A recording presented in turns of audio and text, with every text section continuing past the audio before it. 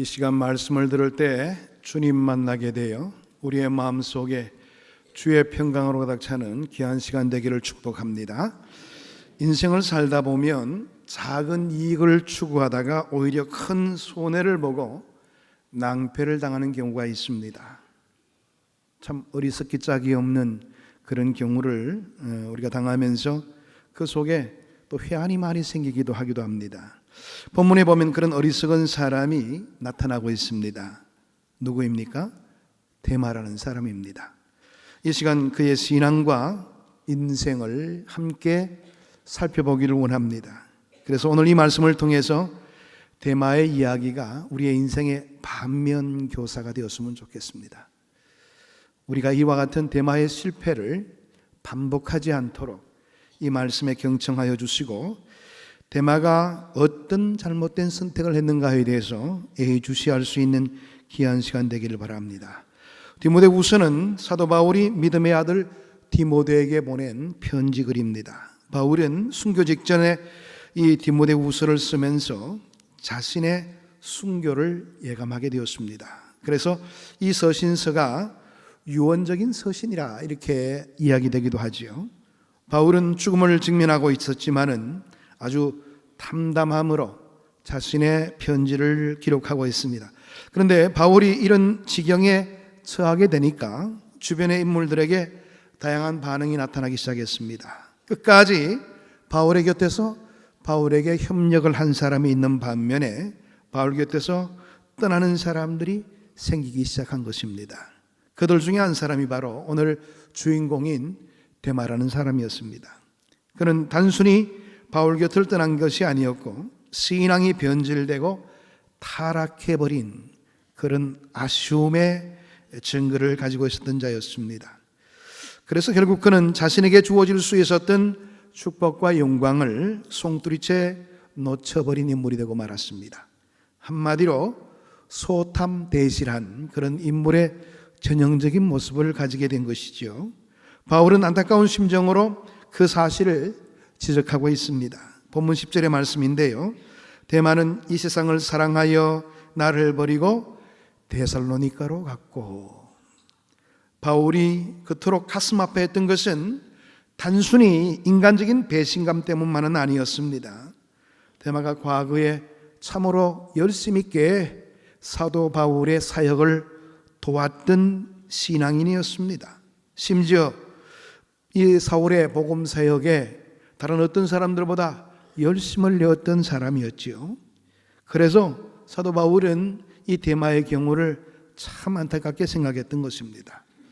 성경의 데마에 관한 기록은 바울의 다른 서신서에도 등장되고 있는데요. 두 군데 나타나고 있습니다. 빌레몬서 1장 24절의 말씀인데요. 또한 나의 동력자 마가, 아리스다고, 데마, 누가가 문안하느니라. 빌레몬서에도 나타나고 있는 것을 보게 됩니다. 바울은 동력자들의 이름을 열거하면서 그 중에 데마의 이름을 거론하고 있습니다. 동력자라는 말은 복음을 위해서 적극적으로 협력했던 사람을 가리켜서 동력자라, 복음의 사역에 함께 일을 감당했던 사람으로 데마를 꼽고 있는 것입니다. 골로새서 4장 14절의 말씀 보게 되면 사랑을 받는 의사 누가와 또 데마가 너희에게 문안하느니라, 이런 말씀도 나타나고 있습니다. 누가는 바울의 곁에서 그의 주치의를 담당했던 그런 사람이었습니다. 주치의뿐만 아니라 또 그 사도 바울의 복음 사역에도 깊이 관여했지요. 그래서 누가복음과 사도행전의 기록을 남겼던 사람이었습니다. 그런데 데마를 그 누가와 동격으로 거명하고 있다는 점입니다. 그러니까 이때까지만 해도 데마가 이 사도 바울 곁에서 얼마나 열심을 내면서 일을 감당했는지를 우리는 충분히 짐작해 볼 수가 있게 되는 겁니다. 그런데 그가 바울을 배반하고 훌쩍 그의 곁을 떠나게 된 것입니다. 본문 10절에서는 그 이유가 뭐라고 설명하고 있습니까? 세상을 사랑했기 때문이라, 그렇게 기록을 남깁니다. 세상을 사랑했다는 말이 무슨 뜻일까요? 데마는 처음 복음을 접하게 되었을 때 자기 인생에 좋은 것들만 생겨나려고 생각했던 것 같습니다. 적극적인 성격이었던지 금세 사도 바울을 따라 나서서 복음의 큰 협력자가 되었지요. 그런데 시간이 갈수록 고난만 가중될 뿐이었고 자기에게는 특별한 유익이 생겨나지 않는다는 것을 의식했던 것 같습니다. 더욱이 지금 바울이 죽음을 당할 지경이 되었는데 이런 식으로 가다 보면 자신에게도 그런 위험이 나타날 거라 그렇게 예상을 했던 것입니다. 그래서 아예 바울을 버리고 죄악 세상으로 가버린 것입니다. 데살로니가로 갔고, 데살로니가는 대마의 고향이기도 했습니다. 그래서 자신의 원래의 위치로 돌아가 버린 사람으로 대마를 지적하고 있는 겁니다. 대마는 자기 계산으로 바울을 떠나는 편이, 다시 말해서 이 신앙과 사명을 포기하는 편이 훨씬 나을 것이라 그렇게 생각을 했던 것입니다. 내가 이것을 포기하게 되면 이제 내 인생에 좋은 일들만 생길 거야. 아마 그렇게 계산을 했는지도 모르겠지요. 근데 인생이 자기 계산대로 되는 것은 아니지요. 그는 새 속에 들어가 잠깐 부를 누리고 쾌락을 맛보며 살았을지 모릅니다. 또 참 편하다 이런 것을 느꼈을지도 모릅니다. 그러나 잃어버린 것이 훨씬 더 많았습니다. 세상에 줄 수 없는 영혼의 만족과 기쁨, 그리고 영생, 그리고 천국의 복락과 상급 등 너무나 많은 것들을 놓쳐버린 결과가 되고 말았습니다. 한마디로 대마는 계산을 착각한 것입니다. 그런데 대마는 왜 이런 계산 착오를 일으켰을까요? 세속적인 욕심으로 눈이 멀었기 때문이라 이렇게 생각해 볼 수가 있는데요. 욕심은요, 사람의 눈을 멀게 만들고 판단력을 흐리게 만듭니다. 야고보서 1장 14절에서 15절의 말씀 보게 되면 오직 각 사람이 시험을 받는 것은 자기 욕심에 끌려 미혹됨이니 욕심이 잉태한 적 죄를 낳고 죄가 장성한 적 사망을 낳느니라. 우리가 잘 알고 있는 내용의 말씀이죠. 근데 이 말씀 가운데 욕심에 끌려 이런 말이 있습니다. 영어 성경에는 drag away라는 말을 쓰고 있는데요, 질질 끌려갔다는 거예요. 대마는 이 말씀대로 욕심에 끌려서 세상으로 가게 되었고 욕심 가운데 죄를 지으며 살다가 영원한 사망으로 떨어지고 만 것입니다. 그러면 구체적으로 대마가 했던 계산착오는 어떤 내용을 담고 있는 것일까요? 첫 번째는 대마는 순간의 가치를 영혼의 가치보다 더 좋은 것으로 잘못 계산했다는 점입니다. 그는 현실적으로 사도 바울을 따라다니는 게, 예수를 따르는 게 별 이익이 될 것이 없다고 판단을 했던 것이지요. 사실 그랬습니다. 아마 지금 이 시대도 똑같은 그런 내용들을 우리가 경험하고 있습니다. 예수 믿는다고 당장 뭐가 좋아집니까? 금세 부자가 되고 금세 출세하게 되고 또 내 모든 삶의 환경이 바뀌어지게 됩니까? 그렇지 않습니다. 오히려 신앙 때문에 고난을 당하고 손해를 보게 되고 심지어 핍박을 당할 때도 많은 것이 우리의 현실입니다. 신앙은 지금 당장 순간에 좋은 것을 말하고 있는 것이 아닙니다. 두고두고 좋은 것이지요. 또 갈수록 좋아지는 그런 행태를 보이게 되는 것입니다. 세상에 속한 것들은 우리를 굉장히 미혹하게 만드는데요, 지금 당장 잘 되게 해줄게, 이게 바로 세상의 미혹 방법이지요. 당장 그것만 가지게 되면 금방 행복할 것 같기도 하고 내 마음속에 만족을 주기도 할 것 같은 그런 느낌을 갖게 만드는 것이지요. 그렇지만 신앙은 우리에게 말합니다. 지금은 힘들고 어려워도 나중에 영원히 잘 되게 해줄게. 이게 바로 신앙이 주는 도전입니다. 그러니까 세상은 순간적인 가치를 이야기하고 있는 것이고요, 신앙은 영원의 가치를 우리에게 말해주는 것입니다. 요한일서 2장 15절에서 17절의 말씀을 보게 되면 이런 내용의 말씀이 있습니다. 이 세상이나 세상에 있는 것들을 사랑하지 말라. 누구든지 세상을 사랑하면 아버지의 사랑이 그 안에 있지 아니하니 이는 세상에 있는 모든 것이 육신의 정욕과 안목의 정욕과 이생의 자랑이니 다 아버지께로부터 온 것이 아니요 세상으로부터 온 것이라. 이 세상도 그 정욕도 지나가되 오직 하나님의 뜻을 행하는 자는 영원히 거하느니라. 오늘 이 내용 보게 되면 이 세상이 주는 것은 육신의 정욕과 안목의 정욕과 이성의 자랑밖에 없다는 거예요. 그러니까 우리가 쉽게 미혹당할 수밖에 없는 그런 내용들을 우리에게 제공하고 있는 것이지요. 세상에 속한 것들은 이렇게 당장 육신의 정욕을 만족시켜 줍니다. 내가 그토록 갖고 싶은 것 딱 갖게 되었을 때 만족감이 있게 되지요. 다시 말해서 육신의 욕망을 채워주고 육신을 즐겁게 만듭니다. 그렇지만은 그 즐거움이 오래 갑니까?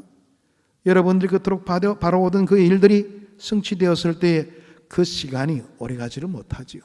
금방 또 사라지게 됩니다. 세상은 또 안목의 정욕을 만족시켜 줍니다. 눈에 보이는 화려한 것들을 제공해 주고요, 눈을 즐겁도록 만들어 줍니다. 막 도취될 때가 많죠. 야, 내가 이런 세상에 오다니. 그렇지만 아무리 좋은 환경이 주어지더라도 그 속에서 누릴 수 있는 기쁨은 오래가지를 못합니다. 여러분이 처음 좋은 아파트에 들어가게 됐을 때 그 기쁨이 얼마나 오래 갑니까? 한 달 가면은 오래 갈 겁니다. 금방 또 시들해집니다. 왜? 다른 아파트, 좋은 아파트가 보이기 때문에 그런 거예요. 이게 바로 우리의 마음입니다. 세상은 또 이생의 자랑을 제공해 줍니다. 사람들 앞에 과시하고 자랑할 수 있도록 만들어 주지요. 그래서 이 세상 것들을 취하게 되면 봐라, 나는 이것도 가지고 있고 저것도 가지고 있어. 자랑거리가 많죠. 내 위치가 이 정도쯤 되니까 많은 사람들이 어찌할 줄을 몰라 자랑할 것이 많지요. 그러나 그것이 영원히 소유되는 것입니까? 곧 그 자리에서 내려오게 되는 것이지요. 이게 바로 이 세상이 주는 그 자랑의 내용이기도 합니다. 대만은 이런 것들을 추구하게 된 것입니다. 그러나 이런 것들은 잠시 잠깐 있다가 사라지는 것입니다. 영원히 우리에게 만족을 줄 수가 없는 것이지요. 그런데 오늘 이 요한일서 2장 15절에서 17절까지의 말씀에서 마지막 절에 보게 되면 그 정욕도 지나가되 오직 하나님의 뜻을 행하는 자는 영원히 거하느니라. 하나님을 의지하여 또 그 뜻을 행하는 그것이야말로 우리의 삶에 가장 큰 보람이 있는 일이고, 또 신앙의 유익과 기쁨과 그 유익을 통해서 얻어지는 하나님의 한량없는 복을 누릴 수 있는 길이 허락되어 줄 수 있다는 겁니다. 신앙을 지킬 때 영원히 후회가 없는 것이고요, 우리의 인생의 승리가 보장되는 것입니다. 여러분, 바울을 보시기를 바랍니다. 그는 비록 고난을 당하고 순교까지 했지만은 그의 선택은 역사적으로 길이 남아 있습니다. 2000년이 지난 오늘날에도 사도 바울의 판단은 옳았다. 그것을 우리가 이야기하지 않습니까? 데마의 판단에 대해서 옳았다고 말하는 사람이 누가 있습니까? 사도 바울의 판단이야말로 옳은 판단이었다, 이렇게 이야기하고 있는 것 아니겠습니까? 지혜로운 사람은 올바른 계산을 잘합니다. 데마는 얕은 계산의 마음을 빼앗기게 된 것이지요. 반면에 바울도 심도 있는 계산을 한 사람입니다. 바울이라고 전혀 아무 생각도 없이 신앙생활을 했을까요? 그렇지 않습니다. 로마서 8장 18절의 말씀 보게 되면 생각하건대 현재의 고난은 장차 우리에게 나타날 영광과 비교할 수 없도다. 이 말씀 가운데 생각한다는 말을요, 영어 성경에서 특별히 킹 제임스 버전이라고 흠정역 옛날 번역입니다. 그 보면 레큰이란 말을 쓰고 있어요. 계산한다. 바울도 어떻게 보면 자신의 앞날에 대해서 한번 주판을 튕겨보게 된 겁니다. 바울은 신앙을 지키며 생활하는 것이 당장은 고난이지만은 그에 비해서 장차 하나님이 주실 복과 영광은 엄청나게 크다는 것을 헤아려 본 것입니다. 올바른 계산법에 서게 된 것이지요. 그래서 바울은 주저함이 없이 그 길을 선택하게 된 겁니다. 우리도 마찬가지입니다. 지금 이 순간보다 나중을 생각하세요. 그리고 영원을 생각하시기를 바랍니다. 당장은 힘들고 고난이 있어도 나중과 영원을 생각하고 인내하시길 바랍니다. 부디 어떤 형편에서도 끝까지 신앙을 지킬 수 있는 그런 마음의 자세를 가지시길 바랍니다. 그러면 나의 판단과 나의 선택이 얼마나 옳았던가 하나님께서 입증해 주실 것입니다. 두 번째로 데마는 육신을 영혼보다 더 좋은 것으로 잘못 파악했습니다. 사람이 살면서 가장 중요한 것은 무엇보다 마음이 편한 것입니다. 그렇지 않습니까?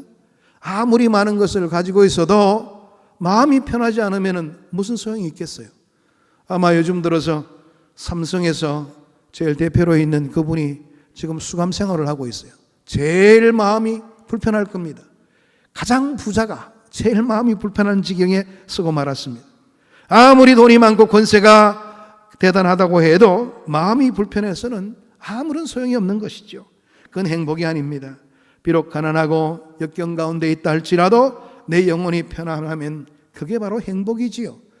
우리 하나님께서는 이 땅에서의 삶이 완전히 보장되지 않는다 할지라도 주님을 의지하는 자에게 이와 같은 평안을 허락해 주십니다.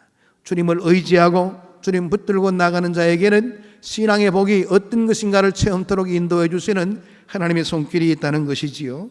시편 기자는 이렇게 노래합니다. 시편 84편 10절의 말씀 보게 되면 주의 궁정에서의 한 날이 다른 곳에서의 첫날보다 나은즉 악인의 장막에 사는 것보다 내 하나님의 성전 문지기로 있는 것이 좋사오니. 이 말씀 보게 되면 비교하는 내용이 있죠. 하루와 첫날을 비교하고 있습니다. 악인의 장막과 하나님의 궁정을 비교하고 있습니다. 여기서 보게 되면 첫날보다 주님과 함께 거하는 하루가 훨씬 더 가치 있는 선택이다, 그렇게 일러주고 있죠. 악인의 화려한 장막보다도 하나님의 궁정에 사는 것이 더 바른 선택이라는 것을 일러주고 있는 내용의 말씀입니다. 이게 바로 주님이 주시는 영생의 기쁨이라는 것을 우리에게 소개하고 있는 겁니다. 영생은 영원히 사는 게 주된 의미가 아닙니다. 주님과 함께 사는 것을 말합니다. 우리는 보면 영생이라고 그래서 영원히 사는 모양이다. 아이고 얼마나 고달플고 지금 90평생 사는 것도 이렇게 지겨운데 영원히 산다면 얼마나 지겹겠나 그러는데 그런 삶을 말하는 것이 아닙니다. 예? 주님과 함께 거함으로 통해서 우리의 삶의 질이 달라지는 것을 말합니다. 삶의 길이도 중요하겠지만 삶의 질이 중요한 것이지요. 그래서 우리는 이런 찬양을 하게 되는 것입니다. 높은 산이 거친 들이 초막이나 궁궐이나 내 주 예수 모신 곳이 그 어디나 어디라고요? 하늘나라. 우리가 이 땅을 산다 해도 비록 내 삶이 곤란한 지경도 많고 어려움들이 있다 할지라도 주님 한 분만으로 만족감이 있으니까 내가 오늘 죽는다 해도 오늘 나는 주님과 함께 거함으로 영원한 삶이 허락되어 줄 수 있고 이 땅의 모든 불편한 점들이 해소되는 영원한 삶이 나에게 주어질 수 있다는 것을 믿고 있기에 지금 오늘 내가 조금 불편해도 그것을 감당할 수가 있게 되는 겁니다. 여러분이 만약 오늘 이 시간에 이 예배가 끝난 다음에 나갈 때 지금 하와이로 가는 비행기 티켓을 한 개씩 다 주고 한 일주일 동안 푹 쉬다가 오라. 그럼 여러분 이 예배 시간이 아무리 힘들고 아무리 어렵고 졸린다 할지라도 눈을 초롱초롱 뜨게 될 거예요. 왜? 곧 있을 뭐가요? 하와이 갈 수 있는 티켓이 있으니까. 여러분 우리가 예수를 믿는 그 믿음의 사람의 그 통넓은 판단과 그리고 가치 있는 삶의 모습이 무엇으로 드러납니까? 우리는 그런 자부심을 가지고 살고 있는 사람들입니다. 그러다 보니까 이 현실에서 얽매여 가지고 얼마 안 되는 것 때문에 싸우고 찢고 뽑고 하는 그런 모습을 보이지 않습니다. 왜? 나에게는 엄청난 하나님의 역사하심이 예비되어 있고 내가 오늘 죽는다 해도 하나님께서 나를 붙들어 주실 것이고 영원한 나라에 주님과 함께 거할 수 있는 그와 같은 귀한 은혜가 주어지는데 내가 이거 얼마 안 되는 것 때문에 이것 때문에 화를 내야 되고 따져야 되고 아무것도 아닌 것 때문에 그 문제로 신강기를 벌리고 그럴 필요가 뭐가 있는가 말이야. 이런 자기의 자신감들이 차 있는 삶의 모습을 보이게 되는 겁니다. 우리가 그런 모습을 보이지 않는 이유가 뭘까요? 아직도 내가 이 땅에 의존되어 있는 것이 많이 있기 때문에 그래요. 왜 전도에 자신감이 생기지 않습니까? 혹시 저 양반이 내가 전도하게 될 때 당신 몇 평 살아요? 몇 평 산다 그러면 나는 80평 살아요. 뭐 이렇게 한다면 내가 쫄리지 않을까? 뭐 그런 어떤 두려움. 여러분 우리는 이 세상에 속한 사람이 아닙니다. 이미 다르게 살기로 작정한 사람입니다. 그러니까 여러분 자신감을 가지세요. 우리의 백그라운드는 누구와도 비교될 수 없는 하나님이 우리의 백그라운드입니다. 이 세상을 백그라운드에 두고 있는 사람들보다 월등히 뛰어난 우리의 삶의 모습들이 있다는 것이지요. 그런데도 불구하고 우리는 위축되길 때가 많은 것이 우리의 모습이라는 거예요. 신앙의 가치는 내 영혼의 만족감이 있을 때 진정한 신앙의 가치가 나타나게 될 겁니다. 하나님께서 인생 만사의 주관자이심으로 육신의 삶에도 관습하여 주시고 우리의 삶을 도와주실 것입니다. 그러나 우선순위가 영혼에 있다는 것을 여러분들 꼭 명심하시고요. 영혼의 기쁨과 평안이 있다면 육신의 것들을 과감하게 내려놓을 수 있는 그런 가치 판단을 가지시길 바랍니다. 저와 여러분은 육신의 안일보다도 영혼의 기쁨을 더 사모하며 살게 되기를 원합니다. 하나님의 사람들은 바로 여기에 주안점이 있습니다. 그러한 하늘나라를 사모하다 보면 이 땅을 살아갈 때도 얼마나 멋있는 삶이 되는지 모릅니다. 많은 사람들이 오히려 부러워하죠. 아니, 저 양반은 형편도 안 좋은데 저렇게 멋있게 살아가는가 말. 우리가 보여야 될 삶의 태도가 바로 그겁니다. 어떤 조건이 만족됨으로 얻어지는 것보다도 이 세상의 조건보다도 하나님 나라에 더 큰 소망을 두고 살아가는 사람이기 때문에 이 땅을 뛰어넘을 수 있는 그런 우리의 삶의 모습을 갖추는 것, 여기에 신앙인의 참된 모습이 있다는 것이지요. 세 번째로 대만은 현세를 천국의 가치보다 더 좋은 것으로 여겼습니다. 현세의 가치를 천국의 가치보다 더 좋은 것으로 느꼈더니 결국 세상적인 판단을 할 수밖에 없는 겁니다. 우리가 이 세상에 살고 있으니까 마치 세상에서 우리는 천년만년 살 것처럼 그렇게 여기며 살아갈 때가 많습니다. 그러니까 이 세상에서 잘 되면은 최고라 이런 생각을 가지게 되어 있는 것이지요. 신앙의 목적도 이 세상에서 잘 되는 것에 목적을 두고 있는 사람들이 많습니다. 얼마나 오래 사시려고요? 예? 우리가 이 세상에서 잘 되는 것을 목적으로 사는 것은 아니잖아요. 하나님께서 허락하시면 감사한 일이지요. 그러나 우리의 주체는 바로 하늘나라에 있기 때문에 이 땅에서의 것에 연연하지 않고 오히려 허락되어진 부를 많은 사람들을 위해서 내어놓을 수 있는 그런 담대함과 우리의 삶의 아주 진솔한 모습들이 나타나야 된다는 것입니다. 여러분, 저와 여러분은 육신의 안일보다도 더욱더 하늘나라에 소망을 두게 되고 하나님의 더 큰 역사를 바라볼 수 있는 우리가 되기를 원합니다. 그것이 바로 우리의 삶의 모습이 되어야 된다는 것입니다. 여러분, 우리가 보이지 않는 천국의 소중함을 망각하게 된다면 우리의 삶의 존재 자체가 다 무너지게 될 수밖에 없을 겁니다. 현세는 기껏해야 100년 살면 오래 사는 겁니다. 잠깐 지나가는 것이지요. 영원한 삶에 대한 우리의 동기부여가 날마다의 삶 가운데 있어야 될 것입니다. 고린도후서 4장 17절에서 18절의 말씀 보게 되면 이런 말씀이 나옵니다. 우리가 잠시 받는 환난에 경한 것이 지극히 크고 영원한 영광에 충한 것을 우리에게 이루게 함이니 우리가 주목하는 것은 보이는 것이 아니요 보이지 않는 것이니 보이는 것은 잠깐이요 보이지 않는 것은 영원함이라. 여러분, 보이지 않지만은 실제 않은 천국을 바라볼 수만 있게 된다면 우리는 오늘의 고난도 참을 수가 있습니다. 그렇죠? 우리가 천국을 사모하며 날마다 하나님 나라에 대한 관심이 큰 사람은 이 땅에서의 고통이 있다 할지라도 충분히 감내할 수가 있게 되는 겁니다. 또 인생을 바르게 살 수가 있습니다. 그런데 이 세상에 너무 집착하게 되면 천국이 보이지 않는 것이지요.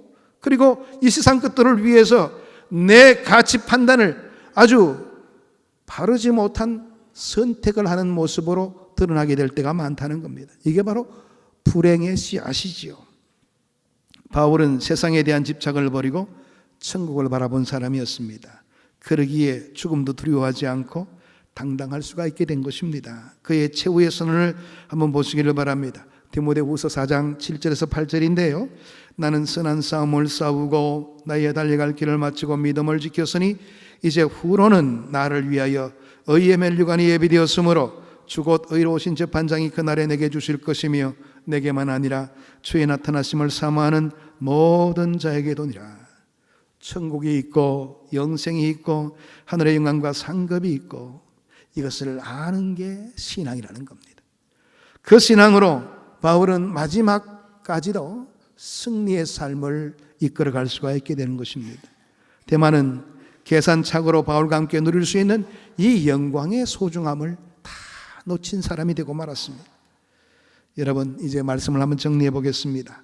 대만은 인생을 잘못 계산한 사람이었죠. 그래서 그는 많은 것들을 잃어버리고 살게 되었습니다. 우리는 인생을 지금 어떻게 살고 계십니까? 혹시 영혼보다는 순간의 가치에, 영혼보다는 육신의 가치에 천국보다는 현세의 가치에 몰두하고 있지는 않습니까?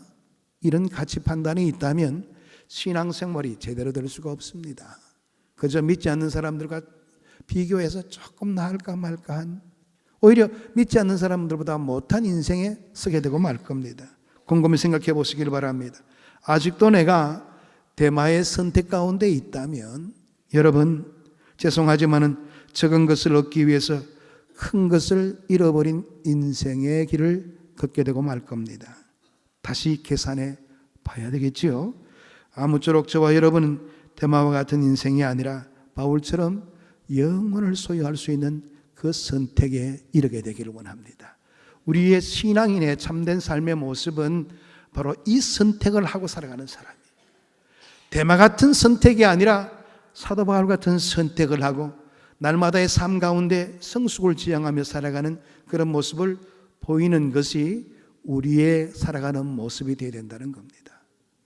여러분, 저는 그렇게 좀 많은 사람들에게 알려졌으면 좋을 것 같아요.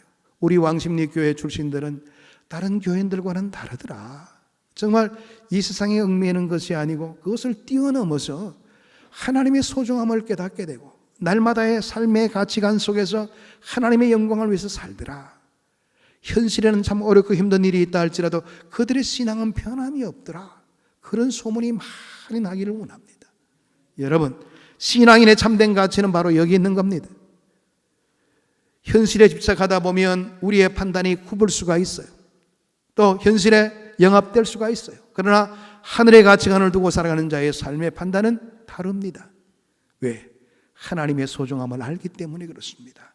오늘 이 말씀을 마음속에 새기시고요, 우리의 삶의 자리에서 대마 같은 그런 선택이 아니라 사도 바울 같은 그런 선택의 이름으로 통해서 많은 자들에게 주의 영광을 증거하고 하나님의 사람으로서 멋있게 살아가는 그런 복된 길에 서게 되기를 축복합니다. 기도하겠습니다. 하나님 감사합니다. 오늘도 주의 말씀으로 우리의 삶을 돌아보게 하시고 신앙생활의 소중함을 다시 한 번 더 발견할 수 있도록 은혜 주시니 감사함을 드립니다. 신앙의 가치를 놓쳐버리지 않게 도와주시고 항상 사도 바울처럼 하나님께 우선을 두며 주의 큰 능력을 의존하며 살아가는 우리의 삶의 모습들이 이루어질 수 있도록 은혜 나리어 주옵소서. 예수 그리스도 이름으로 기도하옵나이다. 아멘.